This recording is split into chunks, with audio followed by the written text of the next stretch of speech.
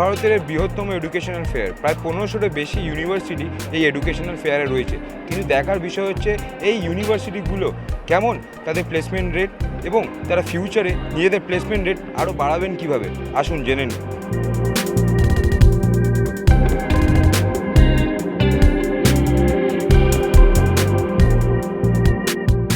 বাঙালি বাবা মারা, বিশেষত এই রাজ্যে গার্জিয়ানরা সবসময় ছেলেমেয়েদের ক্যারিয়ার তৈরি করার জন্য ওরা এক্সট্রিম এন্ড পর্যন্ত চেষ্টা করে ভালো যাতে পড়াশোনাটা হয়। ফার্স্ট যেটা দরকার সেটা হচ্ছে কোয়ালিটি অফ এডুকেশন ভীষণভাবে মেনটেন করা দরকার। পশ্চিমবঙ্গের ছেলেমেয়ে যখন পড়াশোনা করছে বা আমাদেরও একটা লক্ষ্য থাকে যে না তার প্লেসমেন্ট।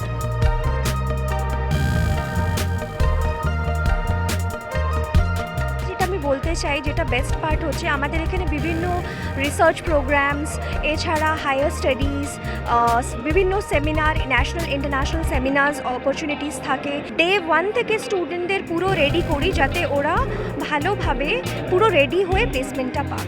স্টুডেন্টের স্কিল যদি বাড়ে, placement will not be in factor. যদি স্কিল বাড়ে, automatically company will hire. Company will not take that student as fresher, they will be experience as working. তো আরও ভালো প্লেসমেন্ট রেটস আমরা সেরমভাবে করছি।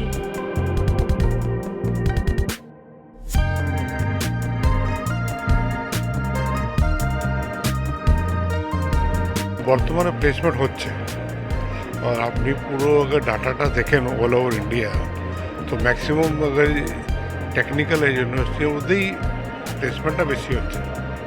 और पॉलिटेक्निक तो ছেলে পাওয়াই যাচ্ছে না। आईटीआई ये सबसे आईटीआई तो रोज ही कैंपस लेके আছে। তো টেকনিক্যাল পড়ালেখার মধ্যে চাকরি হাইয়েস্ট আছে।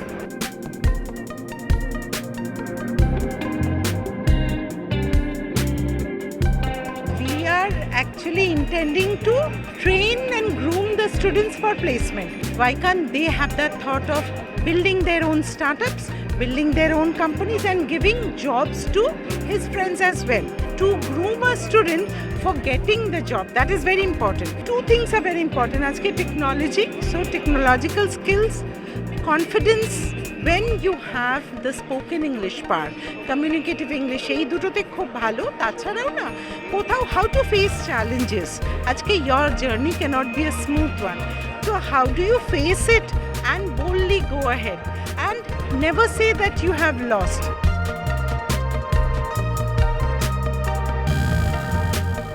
আজকে ইন্ডিয়াতে কিন্তু প্লেসমেন্টের কোনো অভাবই নেই। আমরা এখন আমাদের শিফটটা চেঞ্জ হয়ে গেছে। আগে ছিল কনভেনশনাল এডুকেশন, সিকম সেটাকে চেঞ্জ করে স্কিল বেসড এডুকেশন নিয়ে এসেছিল 40 বছর আগে। যদি শিক্ষায় স্কিলস আর কম্পিটেন্স এই দুটো জিনিস থাকে, চাকরির কোনো অভাব নেই। If you go back last 24-25 years, future placement, particularly engineering or computer application, it is always remarkable. স্টুডেন্টদের অ্যাডভাইস করবো যে তোমরা কলেজে আসো। Yes, as an add on তোমাদের যেসব লেকচার, যেসব ম্যাটেরিয়াল ওয়েবসাইটে আজকাল অ্যাভেলেবেল আছে তোমরা ডেফিনেটলি ফলো করবে, but that will give you added advantage.